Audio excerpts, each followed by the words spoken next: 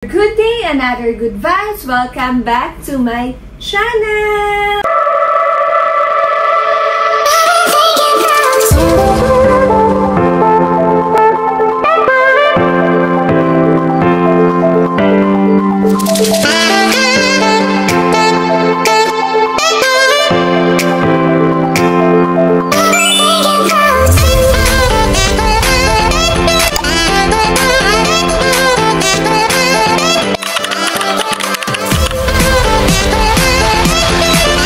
Today's video, as you can see, is nagpapak po kami ng gamit kasi may travel.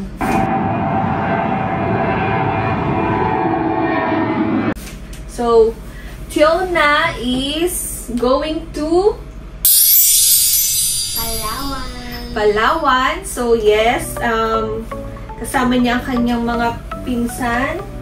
So, pupunta siya sa Palawan this sem break nila. So, ang balik na niya is after na ng undas. So, yun. So, sayang kasi hindi pa ako nanganganak. Kung sakaling manganak man akong this October is hindi pa makikita ni Tiona si Baby Rosie. So, makikita niya si Tiona, si Baby Rosie siguro pagkabalik na niya. So, first thing to do is we're going to pack na yung kanyang mga damit.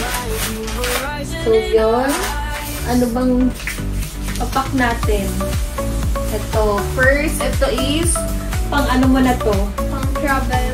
Pang travel mo na siya going to Palawan. Kasi ito is naka-separate na siya travel going to Manila. Yan. So, tandaan mo, ito na yung pang airport. Yeah, sa airport. Yan. Sana magkasya yung mga damit niya. And what's next is ang kanyang mga OOTD sa sa Palawan is may rash guard siya. And then also rin to rash guard din to, naka long sleeve pero shorty siya kasi one piece. And syempre meron siyang pang girly na swimsuit. Yan. Ang cute. Pero syempre may short pa rin siya.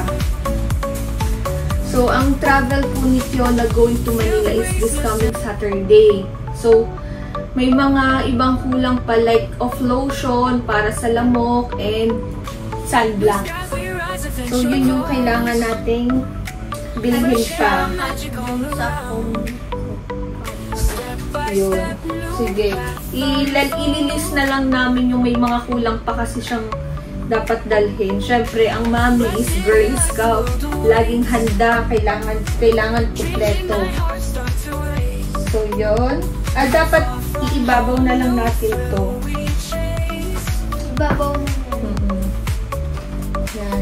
Yan po yung kanyang And then, syempre, hindi mawawala ang kanyang pantulog.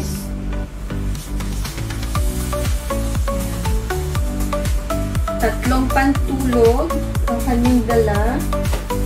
Dito na po natin. At sana po magkasya.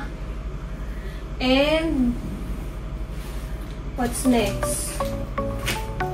Ang kanyang OOTD na panglayas-layas. First, may dress siya. Then, may mga turn na siyang pants and tops.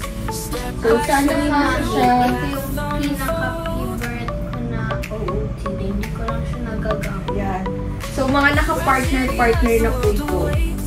So, yan. Ito yung kanyang mga suot. So, sana naman is magkasya talaga siya. Diyos ko dahil yan. So, kabisado na po ni Tiona yan. Lahat-lahat kasi na-orient ko na siya regarding dito sa kanyang mga OOTD. And then, I think hindi siya kasya lahat. So, yan. Magdadala tayo ng kanyang extras na damit. So, natatandaan mo ba? So, siguro ito, ilagay ko na lang siya dito. No? ipak ko na lang siya. So, yan. Ang kanyang mga extras na damit. Yan. Nako, nakakasad kasi ilang araw, almost 1 week mawawala si Fiona. At ang kanyang cycling, hindi mawawala. Syempre, dahil babae po ang ating anak, kailangan laging may cycling. Mapa-shorts or mapa-dress, kailangan meron siyang, hindi lang siya naka-undies, kundi kailangan naka-cycling din siya. So, napaka-importante po niyan. So, yun. Okay na po yun sa kanyang damit. And then, next is, saan na tayo? Sa mga underwear. Ayun, abot ko na yung underwear. So, ito is nakapack na ang kanyang pang beach. Is meron siyang, ano nga to? Pang snorkeling niya. Yan. Meron na siyang meron siyang pang snorkeling sa dagat. So, pinakita na sa akin ito na kung paano ito gamitin. Yan po. So, yan yung ang kanyang mga gamit sa pang dagat-dagat. So, hayaan na natin siya na ang mag-fix niyan. Yan. After na nito is ano to? Meron siyang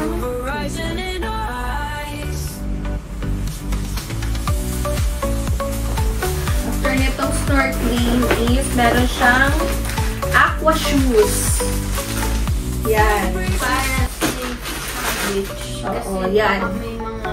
Ang laki na ng paa niya. I think si Fiona kasi is 5.5 na yung paa niya. Ang laki ng paa niya. So, yan. Meron siyang aqua shoes. Yan. Diba? Sobrang kumpleto. Para, syempre, tsaka hindi na magbili-bili dun. Kasi diba sa mga souvenir shop, is ang mamahal. Hindi naman sa diba? Sa mga souvenir shop, pag hindi ka talaga ready sa mga pupuntahan mo, is ang mahal talaga ng bilihin. Kaya mas mabuti na pag once na magta-travel ka, dapat sina-check mo na yung mga place na pupuntahan mo para nababagay yung mga suot mo. So, mabibili mo yung mga dapat, hindi yung kung kailang andun ka na, is, ano ba yun yung parang dun ka pa bibili, mas ang mahal kasi na ko na yan. Naranasan ko na siya. So, yan. Meron siyang bucket hat para, yun nga, pang OOTD, alam mo na mga bagets. So, yun. So, kompleto na ang kanyang pang water props. Props ba tawag? So, yan. Yan. So, dito na natin siya. And next is, sa ano mo na yan? Sa backpack na yan. Abot mo na yung undies mo as baby bra. Yes po, nagbi-baby bra na ang aking baby girl. So, yan. Dito na natin siya. So, sa underwear is madami talaga akong pinalagay para may extras din siya. Diba?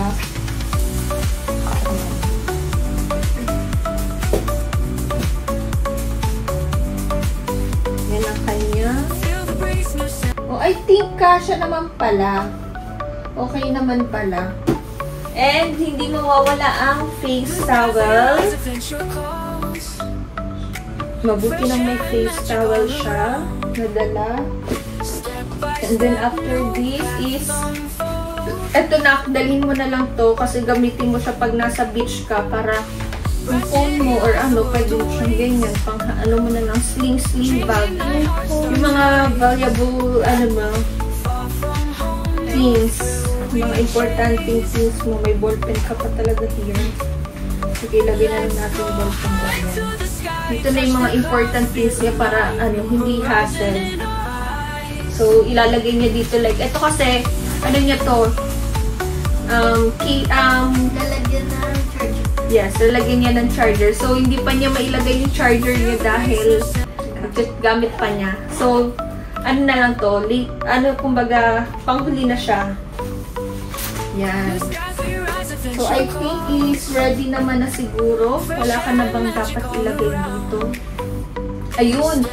Socks. Tapos, ang kanyang shoes is ano bang dapat? Ay, oo. Susutin mo pala yung shoes. So, yung Crocs ni Fiona, dito ko nalang ipapalagay. Pero, hindi pa mailalagay siya dahil ipapabrush ko pa siya, papalinisan ko pa kay Ate Cynthia. Then, after nalinisan ni Ate Cynthia is ilalagay ko sa ziplock. Then, dito na yung space nung nung shoes niya. So, yan. Ano naman na, all set na siya. Naka-all pack na siya. Ready to go. Wala namang nakalimutan. Wala naman siguro, di ba? May checklist kami dito ni Fiona eh. So, yung mga kailangan kong bilhin is of lotion, sunblock, and then yung lalagyan ng phone para hindi siya mabasa. Plus, yung mga small shampoo. Kasi naubusan eh. Yun na, sunblock na lang. Yung lotion mo. So, yun lang yung hindi namin pa, kulang pa namin. So, may pa ako, may 1 day pa ako to prepare. So, yun, close na natin ang kanyang luggage. And then, we're going to next part is ano ba? We're going to the next part is ang kanyang akin na to. Yung mga on the go things niya na hindi niya na kailangang i-open pa yung luggage. So, first thing to do is syempre, dahil girly-girly na si Fiona, meron siyang sunglass, diba? Perfect. Tara, may pang siya. May pang OOTD, may pang ganyan. So, yun. Then, ang kanyang wala na, yung mga lang, abubot, mga lip balm niya, powder, yan. Lip tint, mga sponge, yan. Diyan niya sama-sama. So, ito is, gagamitin naman niya. Dapat pala may panty itong kasama kasi magwawash ka pa eh.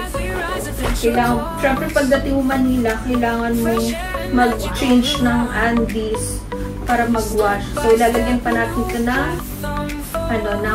ng isang undies niya. So, yan. So, ilagay na natin ang kanyang mini pouch. So, hindi ko pa nahanap yung isang pouch niya para sa toothbrush and toothpaste niya. So, i-ano na lang natin to, ihuli na lang natin to. So, meron siyang cooling body wipes. Binili namin ni Danto sa MOA. I think sa MOA yata. Ang ganda ng wipes na to. Ang sobrang lamig. So, okay to kay Fiona. And then, syempre, hindi mawawala ang kanyang emergency kit. So, yun. Meron siya, sa emergency kit niya is meron siyang alcohol, betadine, and panglinis sa kanyang munang sugat bago niya lagyan ng betadine is agua oxinada. Syempre, cotton buds para pang wipe niyo sa sa betadine. And may gasa siya, yung mga mini gasa. Yan yung mga emergency kit niya. And then, ointment cream para sa sugat. Maganda po itong yung Mupirocin na ointment. So, syempre, pag siya, may heal or may sakit-sakit sa part ng katawan niya, yan, efficacent oil. Yan. So, kailangan natin itong ipadala kay Fiona para sa emergency kit niya. Para in case, syempre, malayo tayo, hindi natin alam, tsaka independent naman si Fiona. So, alam na niya yung mga dapat niyang gawin. So, yun. Yan. Meron po siyang emergency kit. Syempre, kahit malayo si Mami, alam niya yung dapat niyang gawin. And, lalong-lalo na sa panahon ngayon, nauuso po ang sakit na influenza A. So, kailangan naka-face mask siya sa travel or anything somewhere. Kailangan may dala na siyang face mask. Pasiguro lang din, di ba, mahirap na. So, yun. Ngayon, alam mo na yung mga dapat mo, ano ha. So, yung I think bibili na lang ako nung maliit na Baby Johnson shampoo kasi kawawa naman si Tiona kung ito yung mga shampoo ipapadala ko. So, ilalagay ko na lang sa list yung mga maliliit na shampoo na dadalhin niya. So, huli ko na yung toiletries niya. Then, ilagay ko na to sa loob para dito niya i-insert yung kanyang charger, phone charger. So, that's it. Ready to go na siya. Hi, mamimiss ko si Tiona. Huwag ka na kaya umalis. Pero sayang din naman kasi may ticket na siya. Yan. Para lang dun tayo mag-halita. Oo. Yan. Ito na ang kanyang ready to go na siya. So, yan na, nakapack na. So, toiletries na lang yung kulang niya. Like, plus, isama na syempre, sasama na rin natin din yung off lotion niya and sunblock. So, that's it. And then, itong nakalabas na to na iniwan namin is, ito yung niya, yung outfit niya going to Manila. So, mag-change na lang siya sa Manila nung nakalagay dito na damit. So, ilalagay pa natin yung underwear niya. So, bukas is i-double check na lang natin. Yung mga, ipa-final check natin kung ano yung mga kulang. So, tanda ko naman ang kulang dito sa bag na pink is yung undies niya. Tapos dito sa luggage is yung Crocs and toiletries. So, yun. Pero yung toothpaste at toothbrush, dito ko na ilalagay sa on-the-go bag niya kasi syempre kailangan niya mag-toothbrush kapag katapos niyang kumain. So, yun. That's it. And enjoy your vacation while wala si Mami. Kasi nga, syempre, bawal pa mag-travel. And yun lang. Basta enjoy lang and laging mag-update sa akin. Alam mo na yun. And always pray. Yun. Yun lang naman ang ko. Basta, lagi lang tayo update time to time. So, yun. So, yun lang po. Sana nag-enjoy po kayo sa aking mini vlog with Tiona ng kanyang pag-pack ng things. So, yun nga po. Ganito po ako mag-pack ng things for Tiona. And kahit saan naman po, pag nag-travel kami, talagang, once na kung ano yung pupuntahan namin, inaayos ko talaga po yung itinerary namin. And then, sina-check ko yung mga places para alam namin yung anong magandang OOTD doon, kung ano yung nababagay na OOTD doon, yung mga ganun. Kasi ayoko na, yung bumibili-bili ng, tawag ba? Oo, kasi magastos. Kaya, as long as na nandito pa kami, Mami, naiiyak na. syempre, mamimiss kita. I mean, as long as nandito pa kami sa bahay, dadali na lang namin yung yung mga dapat na anong tawag doon, gamitin na hindi makakagastos kami. Kumbaga, yun yung ikatitipid namin. So, yun lang po. Sana po nag-enjoy po kayo sa aming mini vlog. Sabay pa tayo. Ulit sana. So, yun lang po. Sana po nag-enjoy po tayo sa aking mini vlog. So, bye-bye po. And please don't forget to like, share, and subscribe. And don't forget to click the notification bell for more updates and for more upcoming videos. Bye! Spread love and kindness.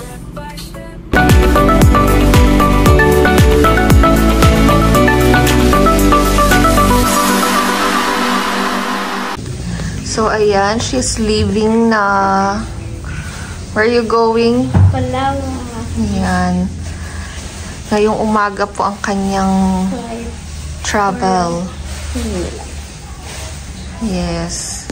Yan, ready na siya with her backpack. Sige nga, suot mo nga yung backpack mo. Tapos yung Yan na siya. Ready na. Sige, labas na. Maglakad ka daw doon. Hoy. Yan na ang Fiona. Bye-bye. Magme-message ka sa akin, na. Yeah. Hindi ko na After 1 week, nandito na po ulit siya. baka makita ko na si Baby Rose. Pasalubong ko, Yeah, and for Baby Rose. Wow. Baka pag-uwi mo, makita mo na si Baby Rosie. Yes. Sabi ako, mami, pag Oo, tatawagan kita. Mag-video call tayo. Sige. Yan. Bye-bye. Love you. Love you. Bye. Bye, guys. Yan. She's living na talaga. Big girl na. Dati ang liit-liit pa niya. Ngayon, na siya. Big girl na. Ate na. Isang ganap na siyang ate. Oh, pa-cute.